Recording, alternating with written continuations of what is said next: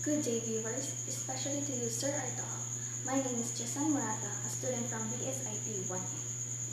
First of all, I wanted you to know the meaning of communication. Communication is simply the act of transferring information from one place to another.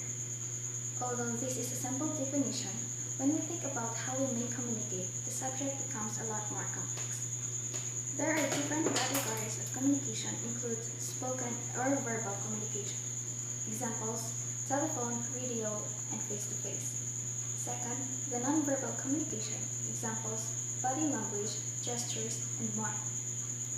Next, written communication. Examples, letters, emails, books, and magazines. And lastly, visualizations. Examples, graphs, charts, maps, and other visualizations.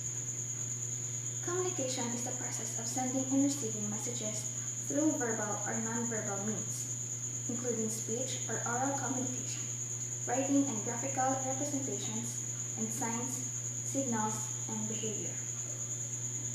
More simply, communication is said to be the creation and exchange of meaning. Let's talk about communication process and its elements. Communication process refers to the steps through which communication takes place between the sender and receiver. This process starts with conceptualizing an idea or message by the sender and ends with the feedback from the receiver. Communication process consists of 8 following stages. The first step, developing idea by the sender. The communicator develops an idea to be sent, also known as the planning stage. Second, encoding. It means converting the idea into a perceivable form that can be communicated to others. Third, developing the message. After encoding, the sender gets a message that can be transmitted to the receiver. For example, when people talk, speech is the message. Fourth, selecting the medium. Medium is the channel of transmitting the message to the receiver. The medium of communications can be speaking, writing, signaling, and etc. Fifth, transmission of message. In this step, the sender actually transmits the message through chosen medium. The task of the sender ends with the transmission of the message. Sixth step, receiving the message by receiver. This stage simply involves the reception of sender's message by the receiver.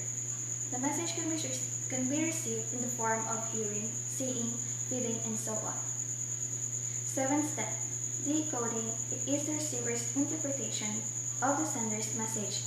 The receiver converts the message into thoughts and tries to analyze and understand.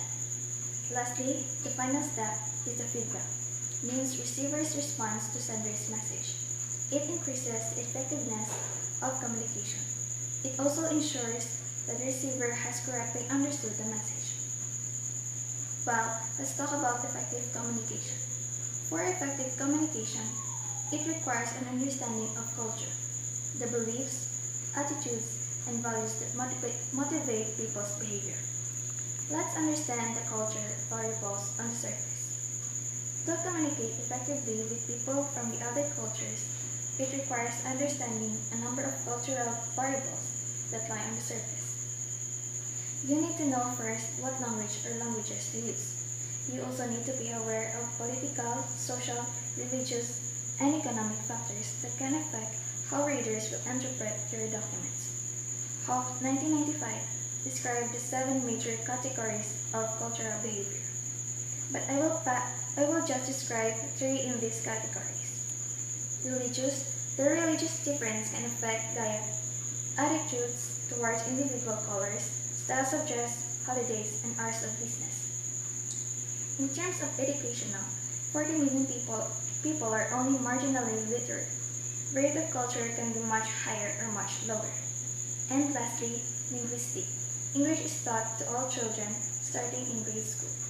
In other countries, English is seen as a threat to national language. So here it ends. I hope you learned something. I hope I can be a big help to all of you in understanding the meaning and perspective of communication. Let's apply all of these in our life